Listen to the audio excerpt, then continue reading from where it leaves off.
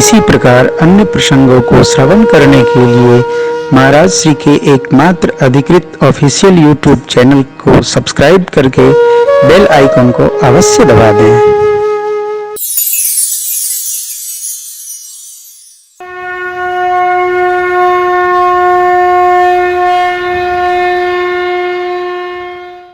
भगवान की हेतु की कृपा होती है तो भगवत कथा में रमने का, लगने का, संयुज्य होने का, जुड़ने का, हुकारी भरने का, ले जाने का, ले आने का, सुनने का सौभाग्य प्राप्त होता है। हमारा सौभाग्य है कि हम गा रहे हैं, भैया लोगों का सौभाग्य रहे हैं भगवान की कथा में बजा रहे हैं, आप सबका सौभाग्य है कथा श्रवण कर रहे हैं। कण कण इस क्षेत्र का भागवतमय है, भगवान के मय है। चार वक्ता, चार प्रकार के श्रोता, ज्ञान भावी भूत भावन शिव जी महाराज, माँ भगवती पार्वती जी श्रोता हैं। भक्ति भावी कागभूषुंडी जी महाराज, गरुड़ जी श्रोता हैं पक्षी गणों के साथ। कर्मकांड भावी ऋषवर याज्ञवल्क्य जी, भरद्वाज जी उनके श्रोता हैं। शरणागति भाव के वक्ता प्रातस्मरणि पूज्यपाद गोस्वामी तुलसीदास जी महाराज, निज मन संत जन और गंगा मैया श्रोता है। इन चार घाटों से चलकर यह कथा इस प्रयागपुर में उपस्थित भई गाई जा रही है। ये सुअवसर है जहाँ तक हम आप गा पाए वो व्यास पद्धति है। प्रसंग का विस्तार व्यास पद्धति है।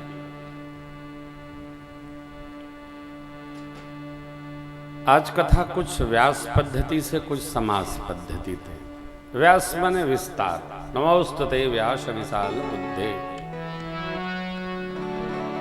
वेद भगवान को समझने का बोध विवेक जब कलिकाल के जीवों को नहीं रहा तो भगवान ने व्यास स्वरूप अवतार लेकर और अनेक पुराणों की रचना की, इतिहास ग्रंथ की रचना की। 18 पुराण हैं, उसके बाद इतिहास ग्रंथ हैं महाभारत जी, श्रीमद् वाल्मीकि रामायण और श्री रामचरितमानस, एक पुराण इतिहास है।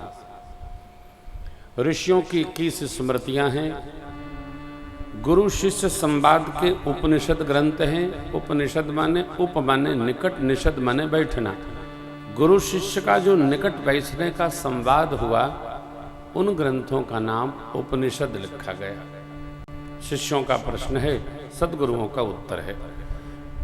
ये 108 हैं, वर्तमान में 11 ही प्राप्य हैं। हम आप पुराण इतिहास के आश्रय में राम चर्चा कर रहे हैं।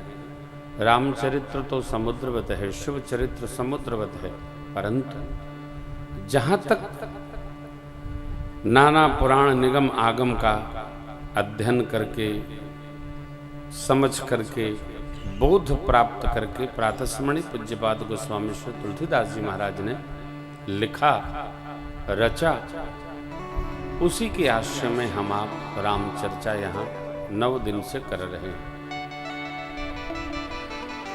भैया भरत भगवान की पादुकाएं पाकर श्री अवध पधारे। भगवान को प्राप्त करने के लिए भगवान के अनुकूल रहना पड़ता है।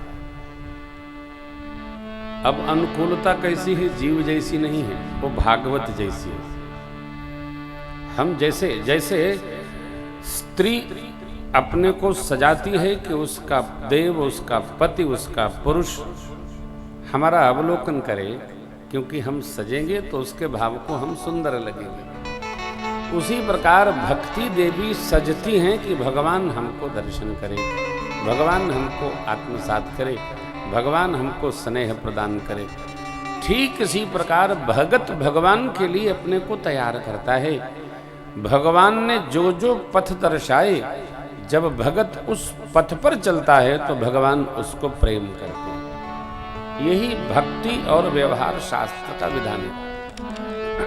भरत जी परमात्मा की आज्ञा मांगकर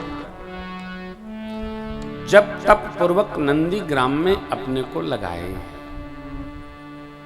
भगवान वन में तप रहे हैं, भरत जी श्री अवध में तप रहे हैं। और यही कारण रहा कि 14 वर्ष बीतने के अंतिम दिवस प्रभु एक क्षण भी नहीं लगाए और भैया भरत जी से मिलने लंका से तीर्थ दर्शन करते हुए श्री अवध आ गए। हमारे जीवन में प्रतीक्षा हो, हमारे जीवन में आराधना हो, हमारे जीवन में सहज साधना हो, तो भगवान हमसे भी मिलने भरत जी की तरह उपस्थित होंगे। किसी का देख कर नहीं, किसी का सुनकर नहीं, समझकर, बूझकर, जानकर, जो साधक, जो जीव भगवान को प्रसन्न करने की यात्रा में संलग्न हो जाता है, भगवान उस पर अति प्रसन्न होते हैं, अवश्य प्रसन्न होते हैं। पवित्र सेवक की रुचि को समझकर, सुहृद सेवक के मन को समझकर, उसके विहार को समझकर भगवान अवश्य प्रसन्न होते हैं। अब प्रसन्न होते हैं तो भगवान उस तक उपस्थित होते हैं। अरण्य कांड के प्रसंग में भगवान ने अत्रि जी के यहां जाकर उनका सौभाग्य बढ़ाया। अत्रि जी के यहां जाकर उनका सौभाग्य बढ़ाया। अनुसुईया मां ने नारी धर्म का उपदेश किया मां को। सुतीक्षण जी से मिले, विराट का वध हुआ। सरभंग जी को भगवान ने भेजा, भेद भक्ति प्रदान करके। सुदक्षिण जी माध्यम बने। अगस्त ऋषि से भगवान का सत्संग भया। आदित्य हृदय स्तोत्र का पाठ उन्होंने स्मरण कराया और वो विशेष बाण जो नाभि के लिए संरक्षित था रघुजी वाला, उनको भेंट किया। गीध राज्य से भेंट भई, बहुविधि प्रीति बढ़ाकर और परमात्मा गोदावरी गंगा के तट पर पंचवटी में बास लेते हैं। मैंने आपको अनुबंध लिया था भक्ति मणि के प्रसंग में।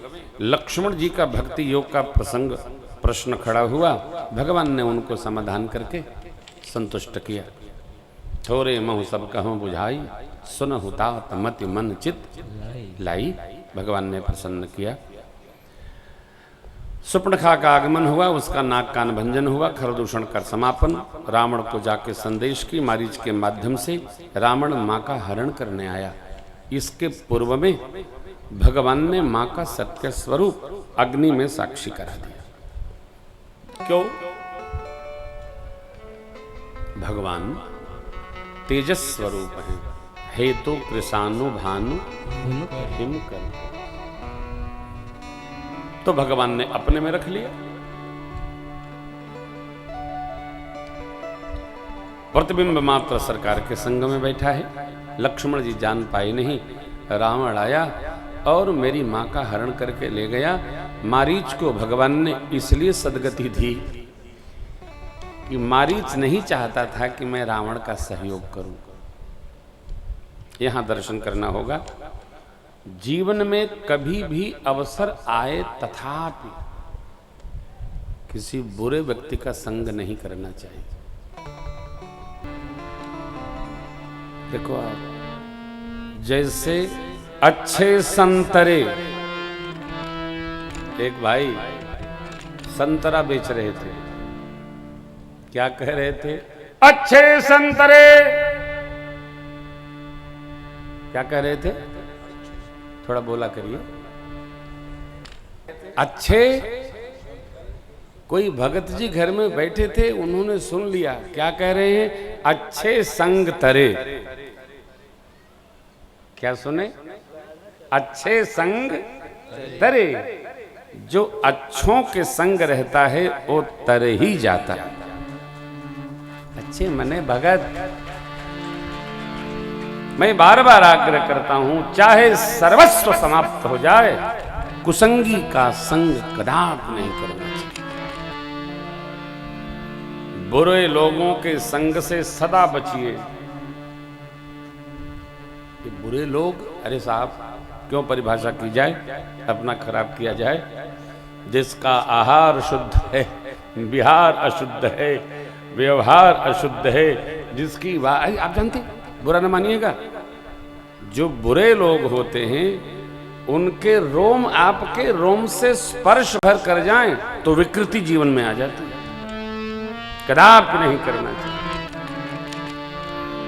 संगत करे तो सज्जन के साथ। श्री हनुमान जी क्या कहते हैं?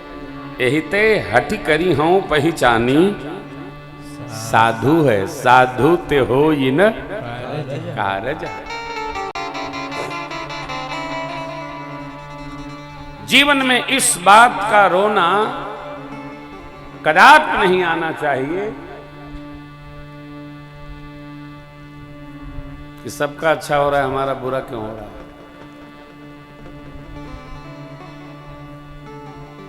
सो परत्र दुख पावई, सिर धुन धुन पछिताई, काल ही मेरा समय खराब है। कर्म ही, कर्म किसने किया? तुमने किया। कैसे खराब कह सकते हो? समय तुम्हारा था, तुमने क्यों खराब किया? ईश्वर ही, भगवान ने मेरे साथ बहुत बुरा कर दिया है। भगवान बार बार कहता हूं कुछ करते ही नहीं। काल ही, कर्म ही, ईश्वर ही, मिथ्या दोष लगा। मिथ्या माने भगवत भजन की तुलना में जो दिख रहा है झूठा, उसके लिए शब्द है मिथ्या। सत्य नहीं है और झूठा भी नहीं है, उसके बीच का भाग क्या है? तो मिथ्या है। सत असत के बीच में एक वस्तु है, वो मिथ्या है। सत परमात्मा, असत संसार, इसके बीच क्या है? मिथ्या है सब। देखिए, या तो झूठ बोला जाए या तो सत्य बोला जाए, और दोनों के बीच का जो बोल रहा है वो मिथ्या बोल रहा है। और मिथ्या भाषण करने वाला व्यक्ति अपना भी शत्रु है, जिसके लिए कर रहा है उसका भी शत्रु है, और अपने कर्म का भी शत्रु है।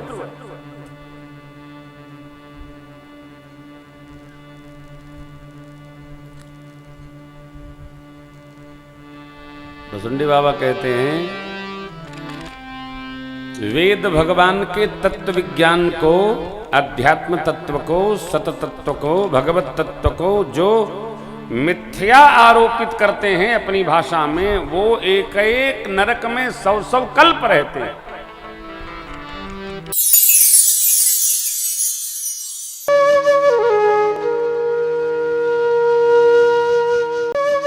इसी प्रकार अन्य प्रसंगों को श्रवण करने के लिए महाराज श्री के एकमात्र अधिकृत ऑफिशियल यूट्यूब चैनल को सब्सक्राइब करके बेल आइकन को अवश्य दबा दें।